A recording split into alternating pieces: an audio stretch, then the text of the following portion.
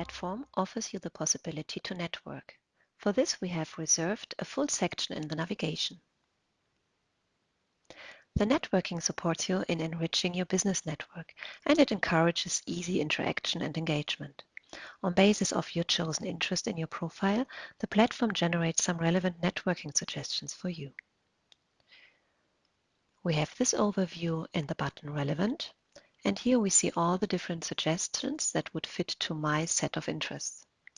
I could, for instance, click on one person that is of interest to me and then start the immediate interaction.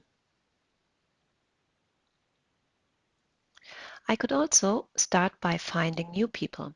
So this is a social graph that is shown, and here I see all the different users that could be of interest to me as well. And then I can, in this visual graph here, just click on one contact and have a look. Okay, this is interesting for me.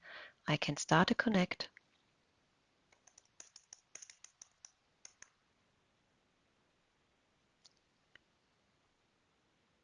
And now that person received a connection request from me, and I'm waiting for the confirmation. I could also have a look at the connections that are already confirmed and see who else is in their confirmed set of connections and have a look if I would like to connect with someone there. Have a look at the details and start the immediate action as well.